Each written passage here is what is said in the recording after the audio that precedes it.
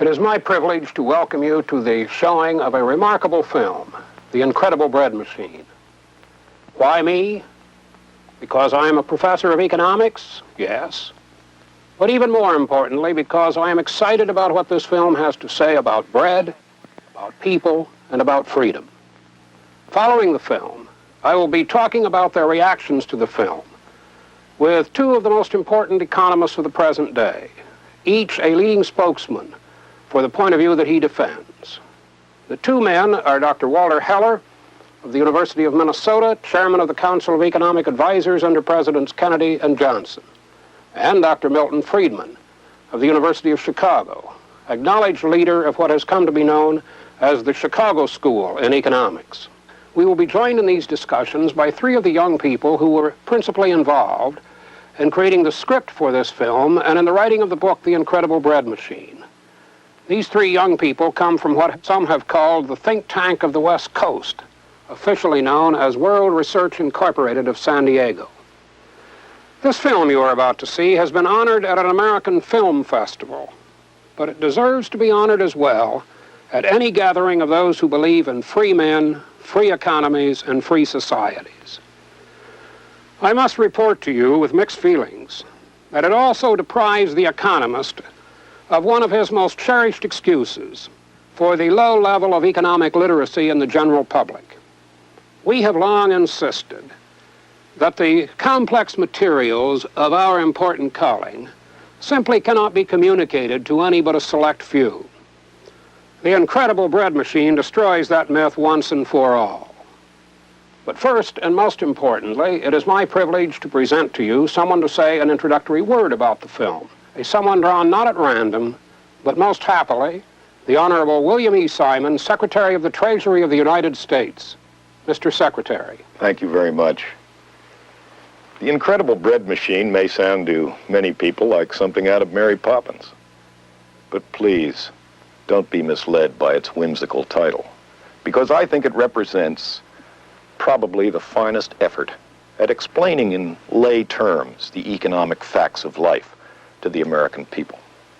I first read the book some months ago and was pleased to be among the first to have seen this film. I understand the book is required reading in some colleges. I happen to believe that this book ought to be required reading in all colleges and high schools as well as the film be required seeing. I was pleased today to meet three of the six young authors, Susan Love Brown, Treya Post, and Carl Keating from World Research, Inc., who have brought this subject to life to present to the American people. I only wish that we in the Treasury Department could explain with the impact that this film has done. You know, for years, we in industry, government, universities have complained about the economic illiteracy that exists and the need for basic economic education. We have been concerned, and rightly so, about the half-truths and the myths that have sprung up about our free enterprise system. That is what this book and this movie is about. The economic myths and the dynamism of our free enterprise system and individual initiative. How profits translate into food on our table, into more jobs and better jobs, into goods and services that we all enjoy. How we need to get big government off our back to allow the people to produce, understanding that government doesn't produce our wealth and our prosperity. People do. And most importantly, the inextricable relationship between our economic freedoms and our personal freedoms. How if we lose one, the other will not be far behind. That is the central theme of our times. As one of the participants in this movie said, that is what it's all about. Dr. Ogie.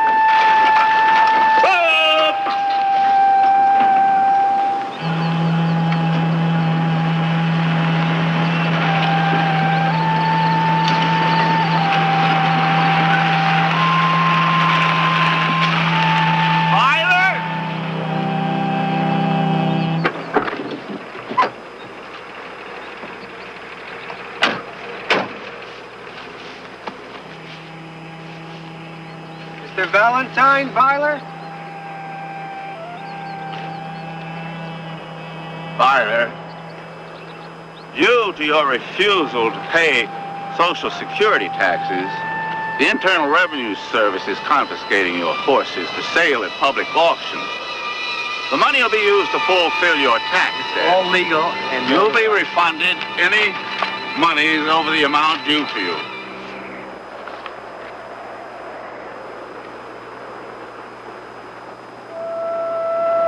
You know that it is by my faith that I cannot resist. We appreciate that, Mr. Byler. yes, we certainly do. We appreciate that.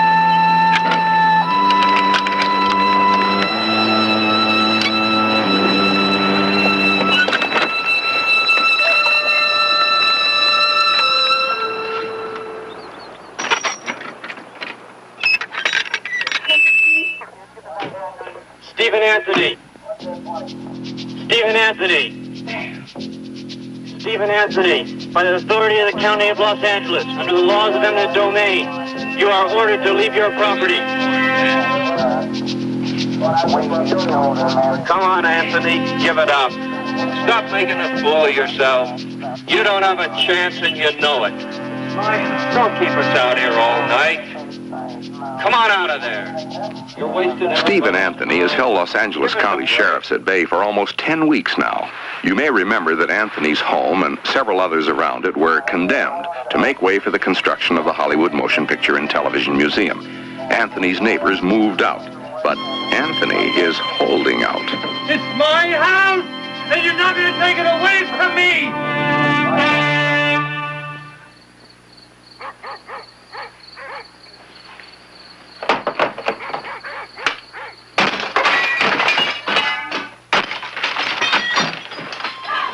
God. God. Hey. God is a... Don't hurt us. Get that light. Get it.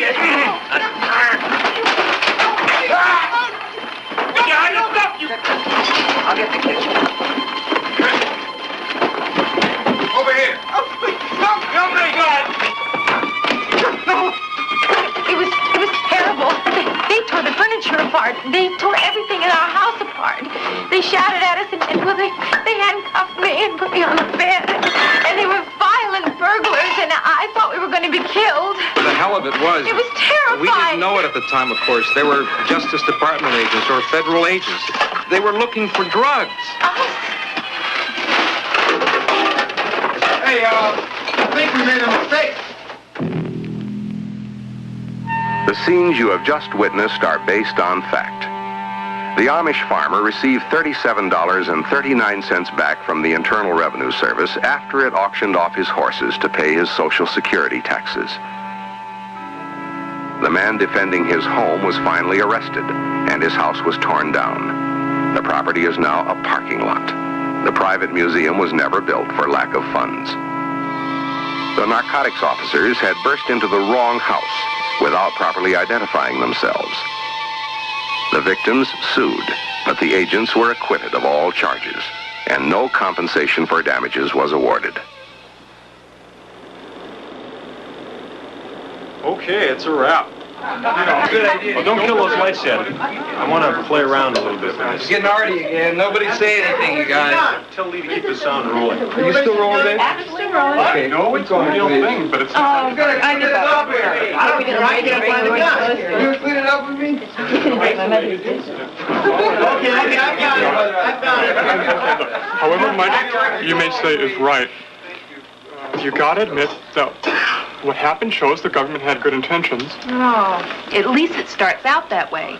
But when you try and force good intentions on people, it's very easy to set up a humanitarian guillotine. And I can tell you, Carl, they usually do. Oh, Trey, that's not necessarily so. Yes, it There they go. There they go. You guys never agree on anything, do you? What do you mean we don't? You never agree on anything. You're the strangest combination of people I've ever been. Okay, up against the walls, the bust. Not with us. Look, Paul, the reason you're so confused is that you can't pigeonhole us. We're all different, and we have different ideas on a lot of things. ideas. Everybody's got a different one on what should be done. When faced with a problem, most people think there ought to be a law. But who decides? The trouble is that laws often do more harm than good. Well, we have our viewpoint too, and we wanted to get it across straight. So that's why we're in the movie. We figured we could play ourselves better than anyone else, and we wanted our points to be made clear. We're saying that individuals can solve problems better than government, and can keep their personal and economic freedoms at the same time. Personal and economic freedoms, they go together, and that's what this movie's all about. Hanging in the sky, screaming down the highway, jumping into life. I'm gonna live it my way. Green light straight ahead, really feeling fine. Don't try and tie me down, I belong to me. People love to take chances. You take all the risk out of life and you take all the life out of life. I mean, the only safe way to get through life is to stay in bed so you can't trip on your own shoelaces. Do this, don't do that. Hey, whose life is it anyway? Well, you might say, isn't the freedom of choice you lose worth the protection you get? But who gets to draw the line? I want to draw my own line. I belong to me. I calculate my own risk, and this is my regulator. I wouldn't give anyone my right to choose. I'm an adult. I smoke, I drink, so what? I enjoy it. Feel free to choose. Feel free. Life is a chance. I wanted to have my baby at home, but I didn't want a doctor, so I hired a midwife. But she was arrested for practicing medicine without a license. Standing in the sun, shooting for the stars, hanging on a mountain, cruising in our cars. Prescription for vitamins. What's next? It's my body, isn't it? So much to live, yeah, so much to choose. I'll stand in my own shoe, win or lose. I love it. For years the cops been after my ass. Because see, gambling is bad. See, it's okay to bet at the track, but it ain't okay to phone your bets in. Unless, of course, you got a legal state-run OTB or a legal lottery. Now, floating crap games are no-no. Unless, of course, it floats into Vegas where it's okay. Feel free to choose. Feel free. Life is a chance. Free to choose. Let me fly. Let me breathe. Let me try. So much to live, yeah. So much to choose. I stand in my own shoes. Feel free. My own shoes. Feel free. My own shoes.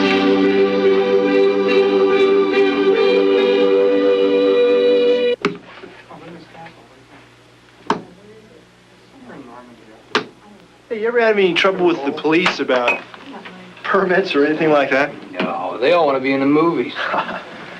Hey, Scott, what if I were to say to you that all cameramen had to be licensed by the state or federal government? Why? I mean, why would they want to do that? Well, porno flicks. To keep people from making porno Now, flicks. that's a good idea, Stu. I approve. Oh, you ever worked on a porno flick? Oh, wait a minute. I've got to get this reaction for posterity. Wait a minute. Porno flick. Wait a minute. Against the law now, man. All right. Have the truth. Okay. Once. It was boring, dumb, and the pay was lousy. Oh, come on, Scott. You don't have to lie. We're all your friends. Hey, this is you. Isn't this you, Susan? Yeah, and that's Krista, my little girl. As long as I do not initiate force or fraud against others, I wish to live my own life in accordance with my own convictions. That's nice.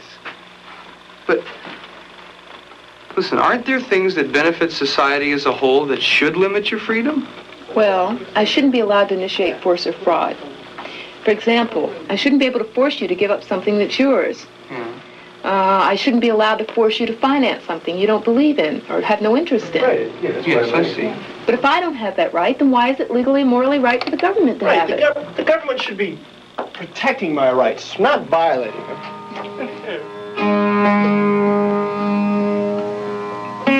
Once upon a time, there was a land of plenty, Ceylon.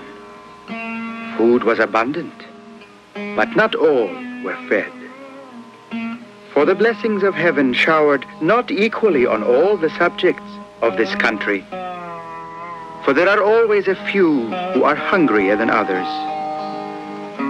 But this was accepted as one of the vicissitudes of life, until one day a great lady, Mrs. Bandaranaike, brought forth a plan wherein all would be fed equally, and contentment would rule the land of Sri Lanka, because the less fortunate of the people had not the means to pay for the food.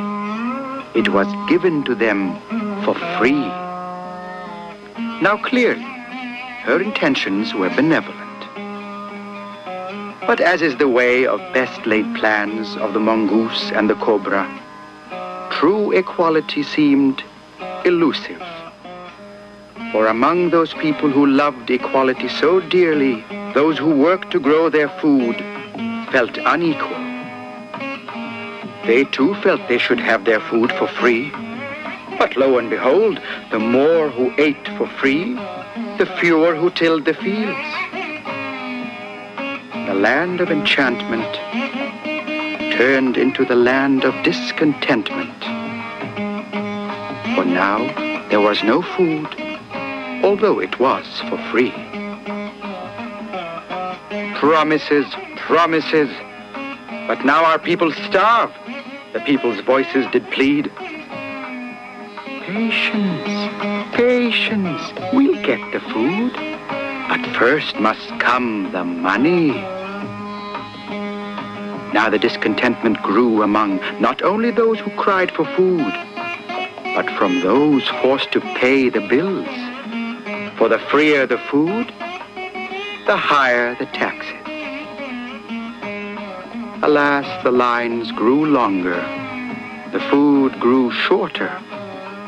For one cannot give away what one does not have, or no one gets it if there ain't any.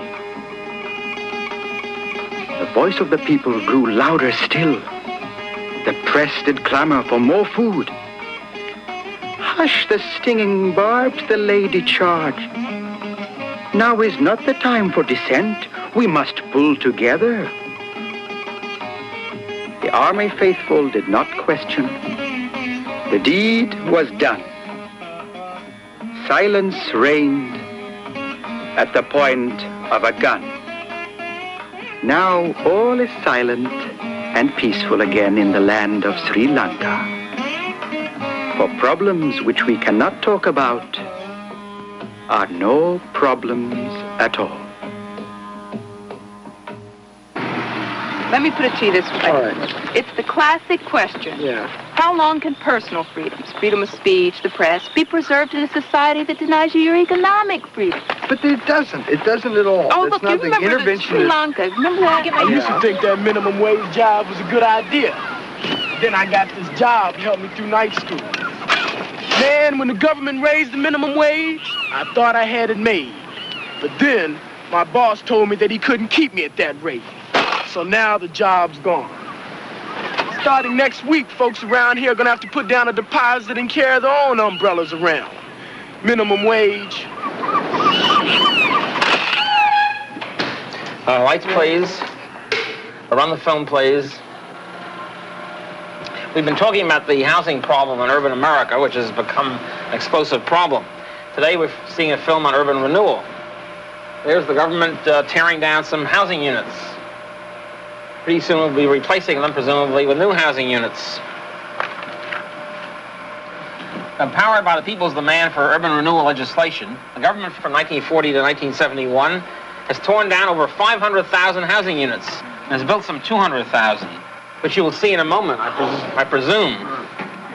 It seems that the government has torn down 2.5 times as many units as it built at a cost of $7 to $10 billion. Ah, there's a new unit. Elegant project, in a way. Looks pretty sturdy. There's more being torn down. Well, I suppose we'll see some more new units pretty soon, I hope. Of the new units being erected, almost half are lower income units. Of course, that means that more than half are upper income units. I think this must be a new government plan to keep people upwardly mobile. No, seriously, what about the people that were displaced, the poor people who lost their homes and then when the government tore this down and then they couldn't afford the new housing? Well, I'm sure the government must have taken care of that problem. They're building these new apartment units, I suppose. Oh, some more being torn down. Ah, there's a new project. Pretty expansive, fairly neat looking in a way. I'll be seeing some new... Oh, what's that? There she goes. Oh, I know what that was. That was the St. Louis project. The government, as I understand it, built that project to replace a slum, but unfortunately it too turned into a slum pretty soon, so they had to tear it down again. Well, I guess it's back to the old drawing board in Washington. Carl and I had the same discussion last night. I don't know if it's because I'm married or if it's because I'm a woman. But I am being discriminated against. Shh. Because if a married woman can have Social Security without working, as her husband's dependent, then why should I have to pay Social Security taxes? You guys. They take it out of my payroll, but where does it go? It isn't fair, just because I'm married and working. Well, I knew there had to be some advantage to not being married. Well, I don't see much point in worrying about it. The system is already billions of dollars in debt. And even as a single guy, I may not get anything out of it. It's a real fraud. But aren't they doing something about it? I mean, the Equal Rights Amendment and all that. So what? Shh. All that means is it will be equally bankrupt for everyone. But if it wasn't for Social Security, my grandmother would be starving. Hey, by the way, how is your grandmother doing these days? Starving. Well, what's your question? Doesn't it bother any of you that people are starving everywhere? Sure it does. A lot of things do.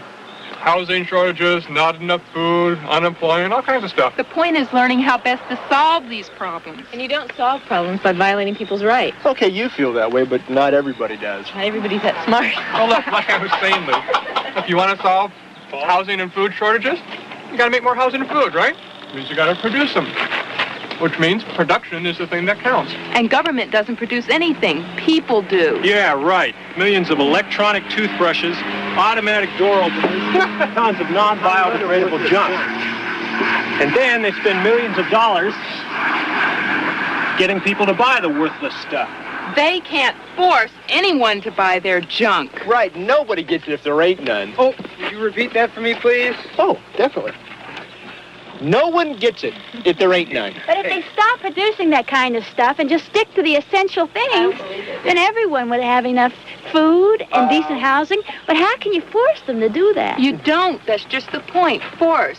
When you have government intervention in the market, then you don't have freedom. And when you don't have freedom, then productivity, progress, creativity, everything suffers. It's a historical fact. Government isn't perfect. Look, I admit government isn't... Hey, Paul? It isn't perfect. Paul, will you break down that other camera? Sorry.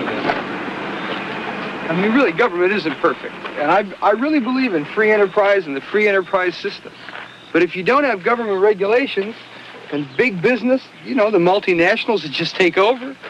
Today, the country, tomorrow, the world. That's how they feel. If you don't have government, you've got to have government to protect from the force of big business. Force? What force? How can business operating legitimately in a free market force anybody to do anything? Well, the big ones have a lot of dollar power. Right. With that kind of power, they just corner the market. They buy up all the competition, form cartels, monopolies, screw the people, that's what. This man has a monopoly in bathtub gin. He's well organized. He provides the consumers with a product they desire. He has a manufacturing plant, the means of distribution, salesmen, and outlets. He sets his price and he gets it. He doesn't have to worry about competition. He controls the market. This is a government monopoly, the U.S. Postal Service. It provides the country with a needed service. The prices aren't enough to cover its costs, but the difference is made up in taxes. The government has simply outlawed all competitors, and the U.S. Postal Service controls the market. These companies are government-sanctioned franchise monopolies. They furnish the utilities in their areas, but their rates, policies, and territory are determined by government commissions. If you don't like it, you can lump it. Because of special government franchises, they control their markets. And there are yet other forms of market control. For when government has been given the power to grant legislative favors, private interests will not hesitate to bend that power to their own direction. Once there lived a king.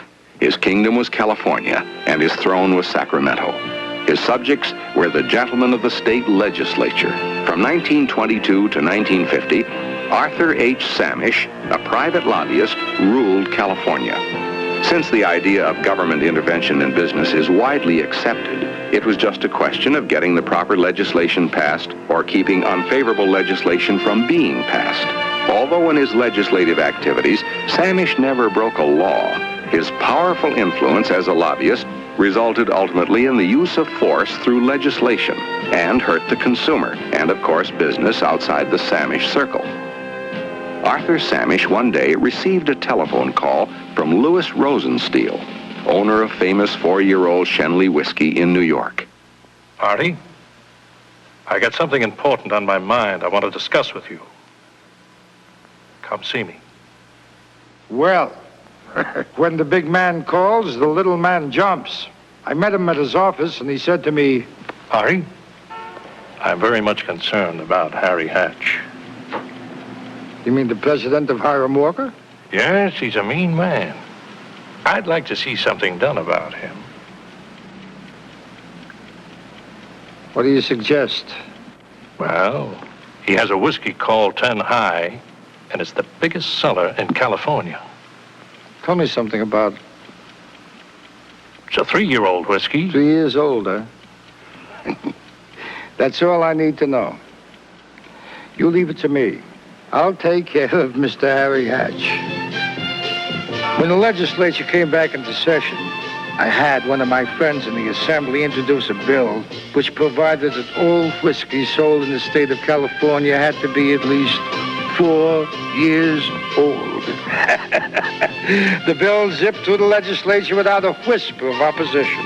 Governor Olson vetoed it, but his veto was overridden. The Drys loved the bill. For once I had them on my side. They'd vote for anything that curtailed the liquor industry. The others thought it was a good bill because it protected the quality of whiskey. After all, I was looking out for the public's interest. It just happened that the public's interest coincided with that of Louis Rosenstiel. But getting favors from government is not the sin. The sin is when the government has these favors to give out. Right.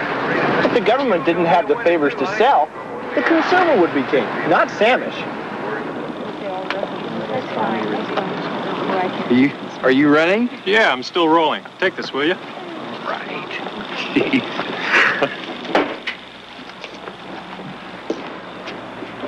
Oh, give me that brown. Okay, Scott, what's your problem now? Well, I understand the illegal monopolies, gangsters, right? Huh? Okay, and the phone company and Amtrak, those are monopolies. Don't forget, they're legal monopolies. Okay, legal monopolies. And the power companies, due to government franchises, legal monopolies again. Sure. Okay, so we have monopolies due to private enterprises getting the government to pass legislation, laws, licensing, things like that, right? Mm-hmm. Which inhibits free enterprise. Right. But do you have the guts to show how real big business monopolies can screw the people? Hey, let me ask you a question. Can you give us an example, any example, of a really true current free market monopoly? Well, sure, every state union. A free market monopoly can't get any favors from the government.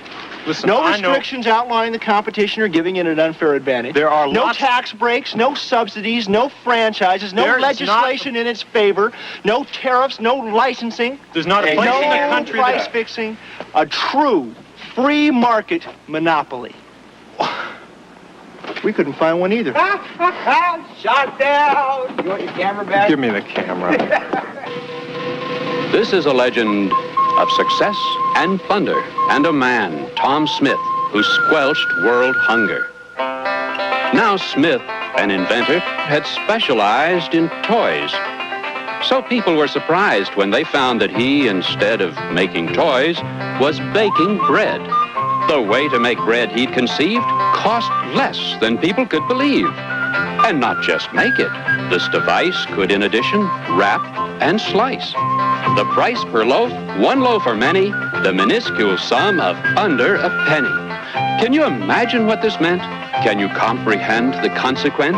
The first time yet, the world well fed, and all because of Tom Smith's bread. A citation from the president for Smith's amazing bread. This and other honors, too, were heaped upon his head. But isn't it a wondrous thing how quickly fame is flown? Smith, the hero of today, tomorrow, scarcely known. Yes, the fickle years passed by. Smith was a millionaire, but Smith himself was now forgot, though bread was everywhere. People, asked from where it came, would very seldom know. They would simply eat and ask, was not it always so? However, Smith cared not a bit, for millions ate his bread, and everything is fine, thought he. I am rich, and they are fed. Everything was fine, he thought. He reckoned not with fate.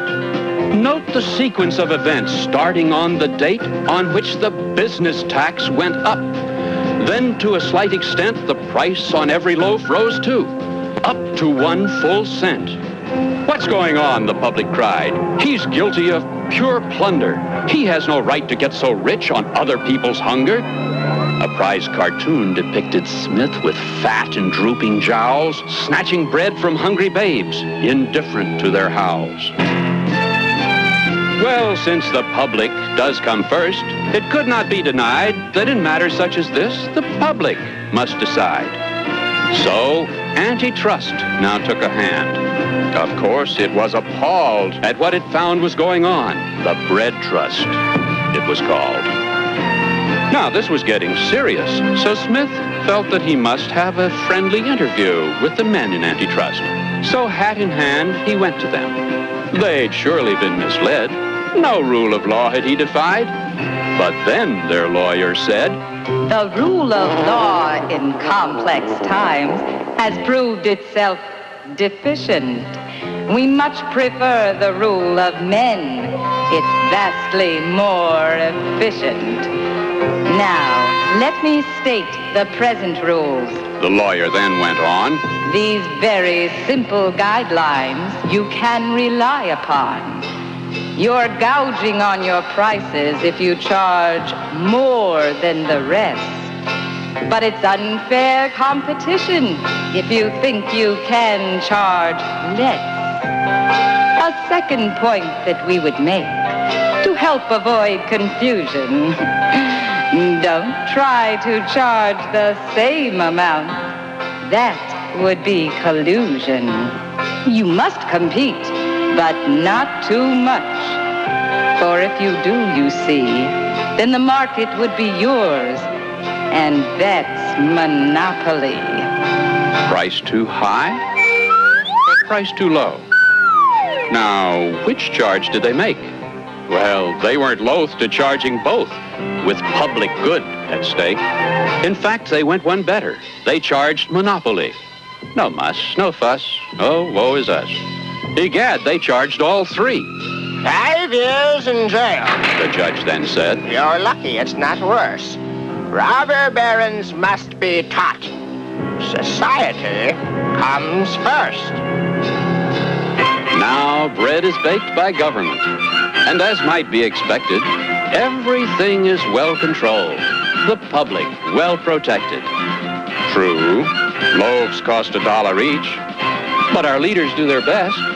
The selling price is half a cent. Taxes pay the rest.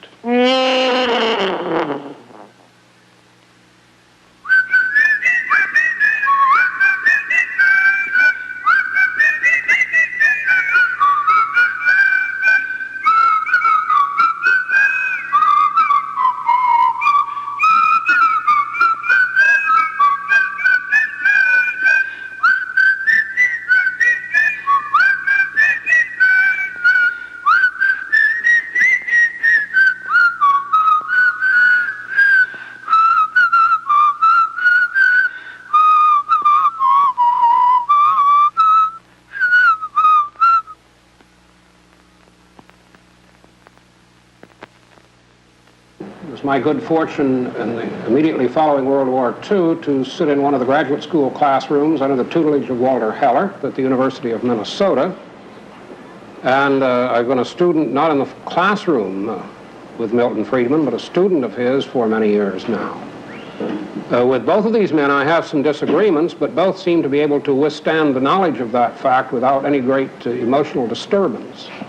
I found Walter Heller to be an effective and concerned and humane teacher, and I have not been surprised by his great success, by the fact that he has established himself as one of the most effective and articulate spokesmen for the modern liberal point of view in economic and social policy, climaxed, of course, by his role as architect of the economic programs for the Kennedy and Johnson administrations. Walter, tell us the good news first. Was there anything in this film, were there any of the points made in this film that elicited your enthusiastic or even lukewarm acceptance? It's well done, but it does bother me that we put together, or that you all put together, such a chamber of horrors about government interference. You know, it would be equally easy to put together a chamber of horrors about freedom or business run rampant. One could show kickbacks and bribes. One could show children maimed and burned by flammable materials or by thalidomide. One could show the people who were so badly treated in the equity funding or the equity funding fraud or the W.T. Grant disaster. But that would be an absolutely unfair and unrepresentative picture of either the American business community or of a society without adequate government protection of freedoms. Walter, we're in New York City. Let's talk housing for a moment. You saw... Don't expect me to defend rent controls in New York City. Good. What about urban renewal? Well, urban renewal has been handled badly. I don't know that the concept is bad, but it's true that a lot of urban renewal has demolished old buildings and not put in new ones. That does not mean that some kind of government help for those who are unable to afford decent housing is ruled out. Why stop at housing? Why not provide them with food, clothing, whatever it is they wish? Well, where you have... Are you saying that whenever you find people in need, that the state must then intervene?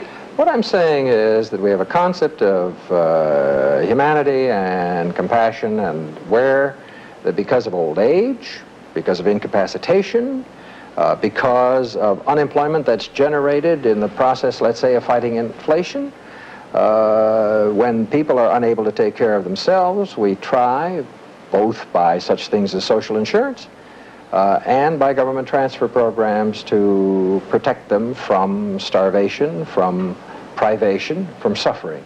And I don't see that a humanitarian government should make any apologies for that at all. Walter, let me ask you a very specific question. Do you believe it a moral act to use force to take money from one person and give to another? Well, you know, you like to put it in terms of force. Taxes are compulsory, that's right. But society has made that judgment. If that is a societal judgment, that there are unfortunate people to whom money should be transferred and that we need to use the tax system to reduce these extreme inequalities of opportunity and income and wealth, I don't find that morally wrong, no. As you know, there are proposals before our society for the government to become involved in a more comprehensive planning of these processes you're talking about. Where do you stand on that? I'm against a planned economy. I don't mind more planning in the sense of looking ahead and saying, you know, over here it looks to me as if there are going to be shortages of steel and aluminum and copper and so forth, and we ought to provide the information to the private economy that alerts them to that, and perhaps we ought to provide some incentives, but there are areas where our information or the nature of the profit motivation, which doesn't take into account certain costs like pollution that are inflicted on third parties, where the government has to get in the act. Otherwise, we aren't going to protect ourselves from some of the economic evils to which this complex society is subject. But the fact that it has intervened more, that it's intruded more than it ought to, you and I would disagree on the dividing line, but we're not going to disagree on the basic point. Well, they were being entirely too agreeable, it seems to me. You and I and these young people have agreed that the government has involved itself in many areas where perhaps it should not have involved itself in the beginning, or at the very least should no longer be involved. The question is, aren't many of the new regulations coming in under exactly the same auspices as those that of which you are now critical? Well, we're talking about some unnecessary cost-propping, price-propping, competition-stifling regulations, and we can identify, and we have identified a whole slew of them. That does not mean that the consumer doesn't need protection from false advertising or from adulteration of products or from drug abuses and so forth. I mean, drugs of the thalidomide kind, or even some of the antibiotics that are being misused. That's a very different kind of thing, Ben. That isn't a matter of the cost-price how can you protect the consumer from every possible imperfection, say, in a drug product, without at the same time protecting him from those drugs that could save his life? I'm certain you're familiar with some of the recent studies that have been made that indicate, on balance, the Food and Drug Administration may have done more harm than good. Well, by holding off the market drugs that could have saved lives. I don't read the conclusion that on balance they've done more harm than good. What assurance can there be that when you bring in this imperfect agency of government, that you're not going to have brought in an apparent solution that's worse than the problem? Wait a darn minute. Human beings are imperfect.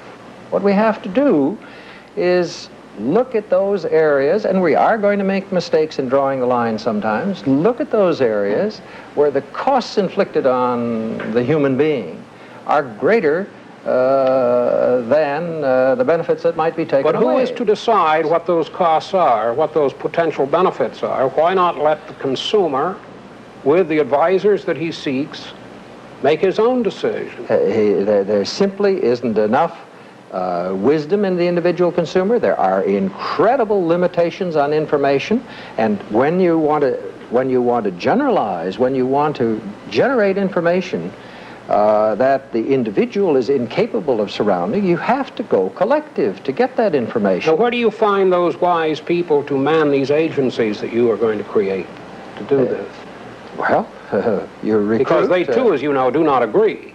One says cyclamates must be banned, and then they say later on, well, really, the evidence wasn't very good. Look, you simply can't get around me by specific examples of mistakes. Mistakes are made. You've got to look at the batting average, and the batting average, I am satisfied, and you're not, has been one that to enable the American consumer to be far better off, far better protected, far better... But unless we limit the government, who is to protect us from the government when the government, in fact, uses false advertising, when politicians use false advertising, promising things which they don't deliver, when the government, in fact, makes mistakes which hurt people directly in a very physical sense, who is to protect us from that unless we limit those areas in which the government may act? You have to strike a balance. I mean, of course, governments make mistakes just like private citizens make mistakes. But you have to ask, in the overall balance between the costs and the benefits, how do you come out? When the government makes a mistake, it has the sheriff at its side to assist it, whereas when General Motors makes a mistake,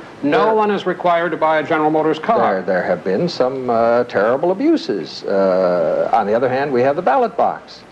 And in the ballot box, we have a way to turn out the rascals. The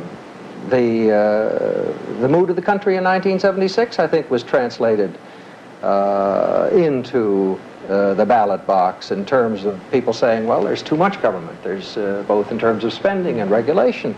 And the government responded. We're talking to Professor Friedman today at his lovely Vermont mountaintop home, where he and his economist wife, Rose, attempt for 6 months each year to get away from operations of this kind.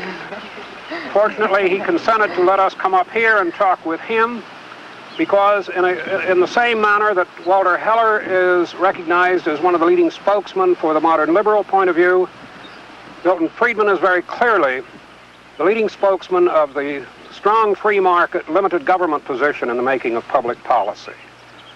Milton, you've seen the film now, and in this cause in which you are involved, do you see this film as more a help or a handicap?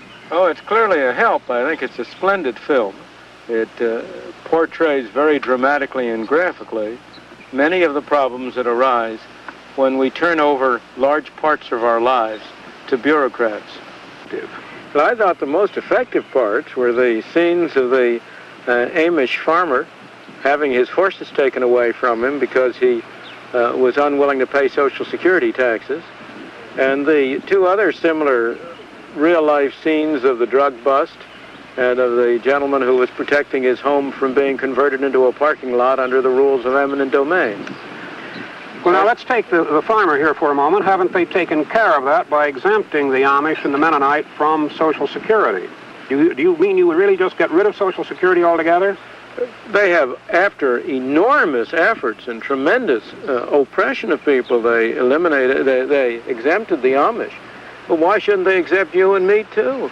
Why should any of us be compelled to use part of our income in a particular way which the government specifies and for a program which the government runs? Personally, of course I would get rid of Social Security. I don't mean to say... Now, what would you put in its place? Well, go slowly before I do that, because I want to avoid misunderstanding. As of the moment, we, through our government, have entered into certain commitments to people under Social Security. I am not suggesting that we abrogate those commitments. Those ought to be completely met. However, I would be strongly in favor of terminating any such commitments now and saying from here on out, let everybody provide for himself the way he wants to, and let's have a strictly voluntary arrangement. If anybody wants to buy his retirement in the very ineffective form that the government provides it, let him do so. But the Social Security system as it is now is a farce. It's a fraud. It's presented as if it were an insurance scheme whereby individuals are spending their own money, are paying their own money to provide their own retirement. That's nonsense. What Social Security really is a combination of a very bad tax system with a very bad welfare program. I've always said it was one of the great miracles of Madison Avenue packaging. So of course I would get rid of it. Well, let's take another one of the issues raised in the film, the issue of monopoly. The major source of private monopoly has not been private collusion, it's been governmental activity.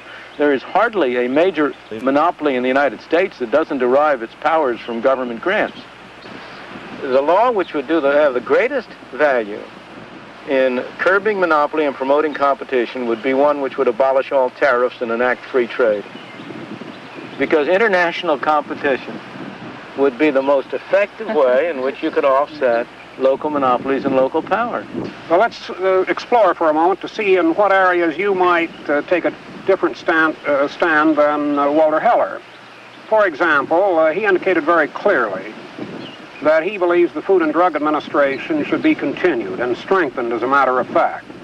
And of course, hopefully reducing its errors. Now, where do you stand on that? I believe that the Food and Drug Administration has on the whole done a great deal more harm than it has good.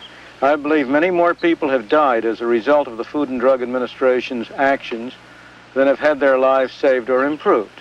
And the reason for that is very, very simple. No Food and Drug Administrator has ever been pilloried for not approving a drug which was potentially capable of saving many lives. Any Food and Drug Administrator is bound to be pilloried for making the other mistake. As a result, the food and drug people, naturally, in their own interest, not because they're mean or nasty or unfeeling or anything like that. They're perfectly humane, decent people. But they are, after all, concerned with their own interests, as we all are. And as a result, they have a bias in favor of holding up good drugs in order to avoid the possibility of a mistake of approving a bad one. The result is that there are many effective drugs which are available in Canada, in Britain, and elsewhere, which cannot be purchased by people in the United States, but which might very well save their lives. Obviously, the purpose of the Food and Drug Administration is a good one. The question in all of these cases is whether it achieves that purpose or has perverse effects, and I believe the Food and Drug Administration has bad effects. Milton Walter Heller indicated that he would like to see some modifications in the minimum wage law, some exceptions made, lower rates for younger people and so on. What would you do about the minimum wage law if you could? I would abolish it. There's no justification for the minimum wage law whatsoever.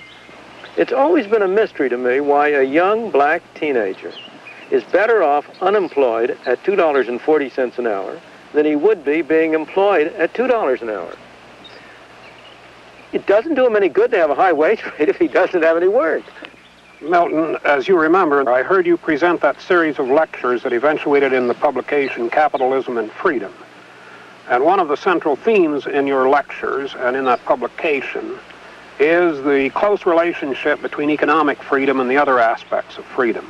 And of course, this is a point that is made throughout the film, The Incredible Bread Machine. And I want to ask you, and in fact you who helped to script The Incredible Bread Machine, what are you frightened about? The process has been going on. We've had an ever-increasing role for government and economic life, yet our political freedoms still seem to be secure. Are they really secure? Was the political freedom of that Amish farmer secure?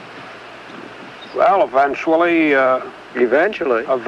we provided a way to exempt him from that process. But again, you and I are still free to do our complaining. Are we?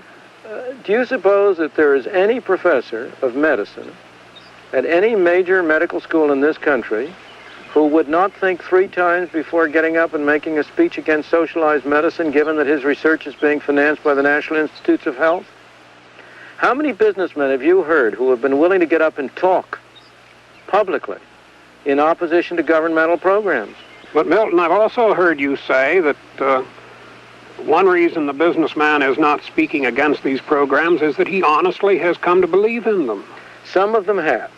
And of course, those who don't believe in them get eliminated by the force of competition.